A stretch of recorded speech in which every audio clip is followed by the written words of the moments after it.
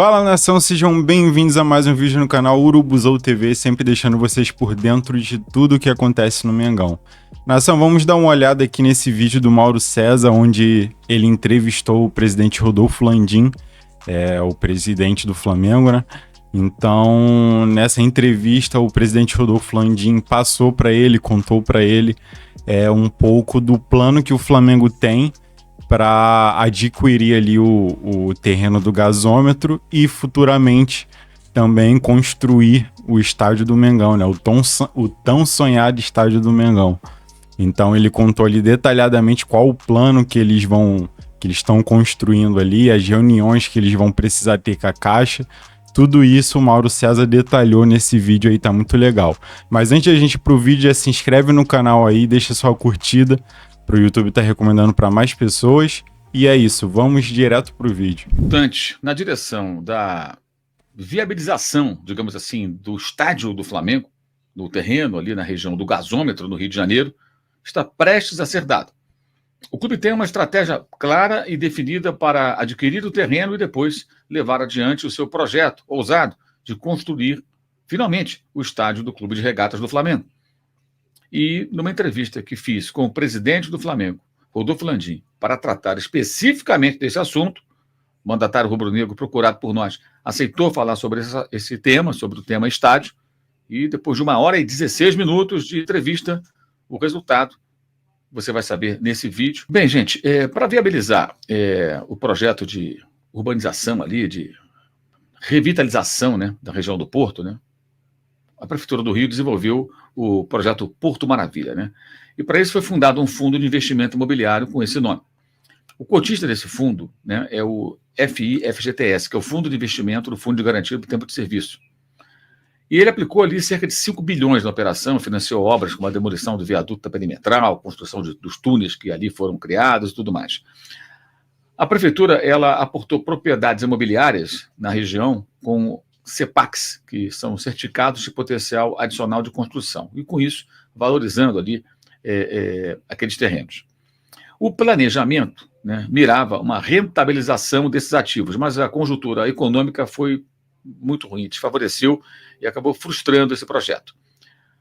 O Fundo de Investimento Porto Maravilha deveria remunerar o Fundo de Investimento FGTS, e isso não ocorreu como se esperava, e os prejuízos acumulados passam aí, segundo relatórios, de 4,2 bilhões. Né? O próprio patrimônio líquido do fundo hoje vai em torno de 730 milhões de reais. E esse fundo é que detém o controle do terreno do gasômetro onde o Flamengo quer construir o seu estádio. Esse é o ponto.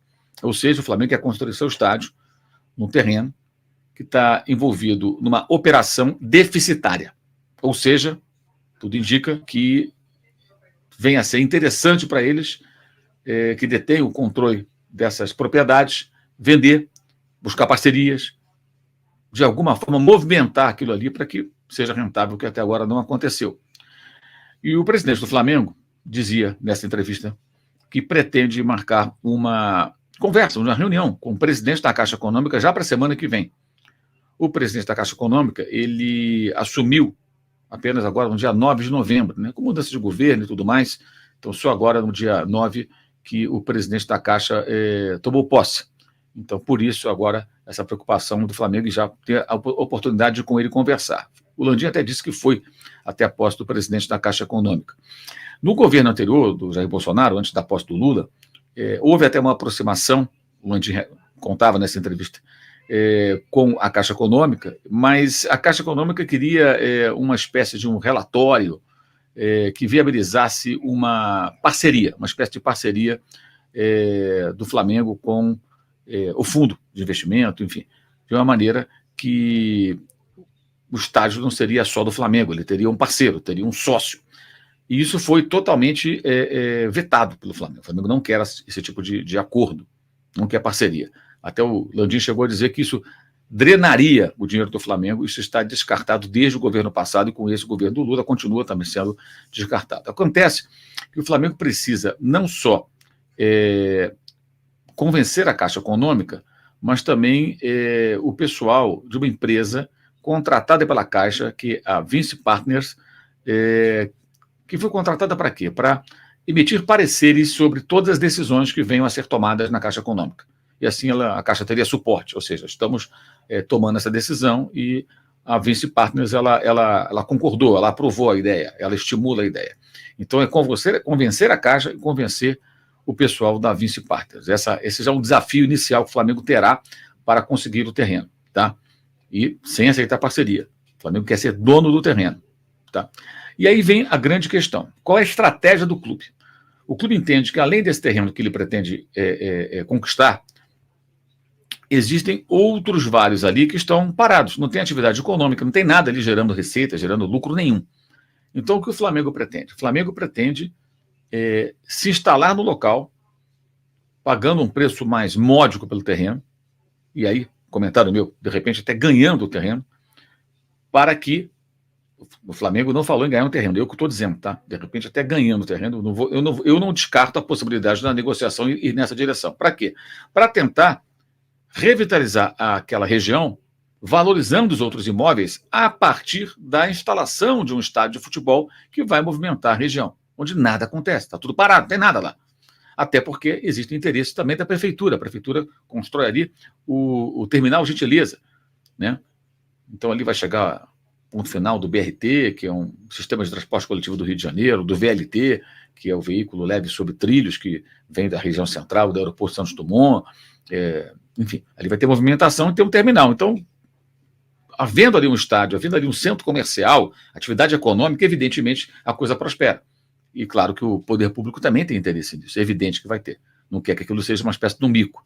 Então, a partir da reunião com o Carlos Antônio Vieira Fernandes, presidente da Caixa, o Flamengo vai tentar convencer a Caixa e a Vinci Partners de que é interessante para o fundo que detém o controle daquele terreno ceder o terreno ao Flamengo, digamos, por um preço mais módico. O Flamengo não faria um grande investimento no terreno, que, aliás, o Fabrício Kika, inclusive do canal O Mundo na Bola, que levantou essa questão, diga-se de passagem. Aliás, faça a sua inscrição no canal Mundo na Bola, lá você tem farto conteúdo sobre muita coisa sobre futebol e sobre estádio, em um lugar do mundo você vai encontrar.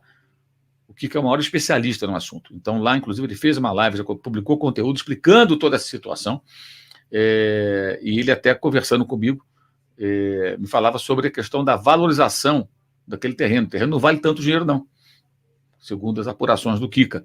E ele lá no canal dele explica isso direitinho, vale a pena você ir lá conferir. Mas, de uma forma ou de outra, o Flamengo não quer pagar uma fortuna pelo terreno. E aí o Landim, ele cita como paralelo, como referência, como modelo, a rede de hipermercados Walmart, lá dos Estados Unidos, que também já veio para o Brasil e para outros países, né? Uma multinacional, mas que é muito forte no território americano.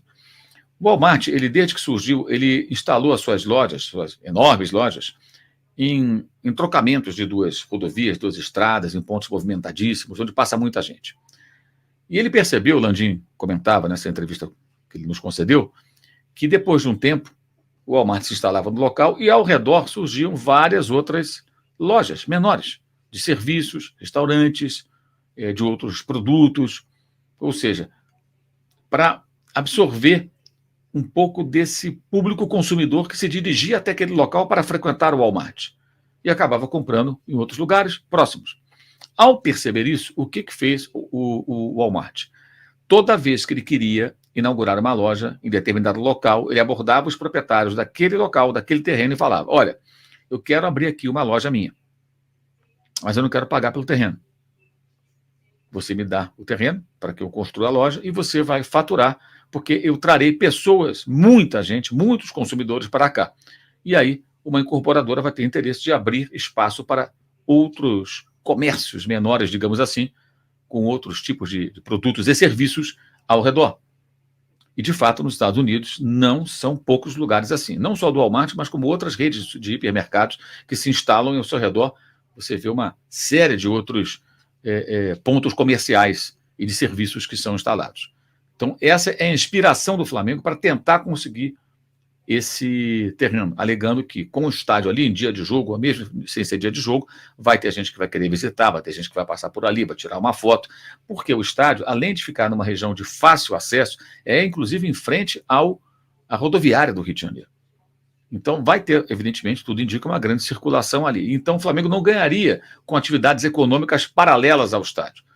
O Flamengo ele ganharia o terreno, construiria o estádio. No estádio ele vai ter o museu, vai ter um restaurante, pode ter academia, pode ter visitação, pode ter centro de convenções, ele pode ter várias atividades dentro do estádio. O entorno não, o entorno outros vão explorar. Uma troca, um ganha-ganha. Essa é a ideia e essa é a inspiração do Flamengo. O projeto passa exatamente por aí. E para isso eles estão preparando um amplo estudo para apresentar, evidentemente, a Caixa e a Vinci Partners para que eles analisem e concluam na expectativa do clube de que isso pode ser um bom negócio. O estádio, dizia o Landim, vai ser um estádio de grama natural para jogos de futebol. Não há intenção de fazer shows. Gramado sintético fora de concentração. Tá? Esse é um ponto importante. E como construir o estádio? Bem, aí vem uma outra inspiração do Flamengo, o Bayern de Munique. O Bayern de Munique, para ficar com a Allianz Arena, o estádio que foi construído para a Copa do Mundo 2006, na Alemanha, ele fez uma SAF parcial, tá? 24,9% do futebol do Bayern de Munique, em forma de sociedade anônima, foi vendido para 3 grandes empresas. Allianz, que inclusive comprou ali com isso o name right do estádio, tanto que o estádio chama-se Allianz Arena, o do Palmeiras é Allianz Parque, né? Seguindo mais ou menos a mesma linha. Adidas, que há muitos anos fornece o material esportivo do Bayern, e aí fez um contrato de longuíssimo prazo, com pagamento de luvas, adiantamentos e tudo mais, capitalizando o clube, né? E também a Audi, montadora de automóveis, que tem um forte vínculo com o clube, faz lançamentos de carros no Bayern e tudo mais. Essas 3 cotas de 8,3% totalizam 24,9%. E o Landim explicava que, pela lei alemã, se os sócios reunidos, ou um sócio isoladamente, detém menos de 25%, ele não apita nada. Então, o Bayern manteve o controle absoluto do futebol, cedendo cotas a essas empresas parceiras que ajudaram a viabilizar o quê? Se tornar dono do estádio. O estádio que inicialmente do projeto lá atrás era para ser do Bayern do Munique em 1860, um clube pequeno de Munique, que é azul, inclusive o estádio, cheguei a ir ao estádio, o jogo do Munique em 1860 e do Bayern. O estádio azul no jogo do Munique em 1860, o estádio vermelho no jogo do Bayern de Munique. Mas o Munique em 1860 entrou numa crise econômica, não tinha a menor condição de pagar aquilo ali e ficou só com o Bayern. O Bayern fez isso. Transformou em SAF, mas não como Botafogo, Cruzeiro, Vasco, que são 100% dos seus proprietários, John Textor, Ronaldo, 777, não. Uma fatia de 25%. Vendeu, capitalizou, e isso viabilizou a compra do estádio, né? Muito bem. No caso do Flamengo, né, tomando como base aí, por exemplo, Corinthians e Palmeiras venderam o name right dos seus estádios por cerca de 300 milhões, que acaba sendo mais com a correção monetária, que são pagamentos de muitos anos, pode chegar a 400 até mais. Então, a referência que o Flamengo utiliza é a valorização do clube e a venda dessas cotas que totalizariam nas estimativas iniciais pelo menos R$1 bilhão, talvez R$1,2 bilhão. O Landim calcula que o Flamengo, no todo, 100%, valeria US$1 bilhão, que daí perto de R$5 bilhões. Se ele vende 25%, tomando como base o Bayern Munique, algo próximo disso, seria mais ou menos R$1,2 bilhão. O faturamento quase do Flamengo num ano, pela venda dessa SAF parcial. E com esse dinheiro, o estádio seria viabilizado e o que o Flamengo precisasse poderia buscar empréstimo. O Flamengo hoje tem muito crédito no mercado, conseguiria juros muito baixos, com linhas de crédito muito favoráveis e tudo mais, que é uma questão que no passado seria inimaginável. Aí ele cita, né, o Flamengo tinha uma dívida quando ele chegou ao Flamengo com toda aquela tropa no primeiro mandato do Bandeira de Mello, ele era um dos vice-presidentes, né, se não me engano, de planejamento, e o Landim, ele lembra que, na entrevista, que o Flamengo devia 750 milhões, tinha uma receita de 212. Hoje o Flamengo tem uma dívida de pouco mais de 200 milhões e fatura R$1,3 bilhão num ano. Então o faturamento cresceu muito, e cresceu bastante durante o período de Bandeira de Mello e mais ainda durante essa gestão do Landim. Então os dois tiveram aí uma linha de trabalho em sequência. Até porque o Landim e os que estão com ele no mandato atual, né, nesses 2 mandatos, né, boa parte da sua diretoria, parte dela, também fez parte lá no início com o Bandeira de Mello, que se incorporou ao grupo até já bem próximo do pleito da eleição. Então, era um grupo só que depois teve uma cisão. Mas essa linha de pensamento não mudou, que é muito importante. E então, ele disse que estima esse valor. Aí vem um comentário meu. Bem, é importante que o Flamengo tenha a convicção de que consegue levantar esse valor. E tem que ter muito poder de persuasão para poder convencer os proprietários desse terreno de que vale a pena cedê-lo a um preço módico, digamos assim, ou bem mais abaixo do que as pessoas imaginariam, para usar esse estádio como alavancador de negócios ali numa região que está parada, que não está faturando. Então, o Flamengo tem, de fato, aí, como você está vendo, um projeto concreto para buscar o estádio. O plano está pronto e o Flamengo vai atrás. Nação, ótima notícia, né, pra gente que há tanto tempo espera esse estádio aí do Flamengo sair. A gente sempre jogou no Maracanã, né? Pra gente que é flamenguista, o Maracanã já é a nossa casa.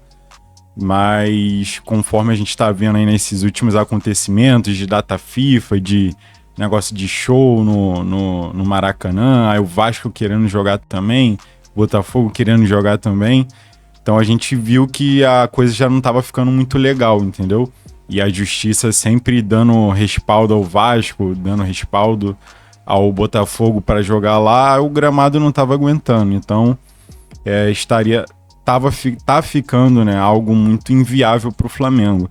Então já tá mais do que na hora de o Flamengo ter, né, esse estádio próprio aí. Fora que um clube do tamanho do Flamengo precisa ter um estádio, né, próprio. Tanto financeiramente, eu acho que seria uma boa, porque o Flamengo poderia fazer outros tipos de negócio, como o próprio Mauro César falou. E também, assim, questão institucional, né? Imagine, ter um estádio, tanto de turismo, eu acho que isso engrandece até mais o Flamengo, entendeu? Mais do que já é.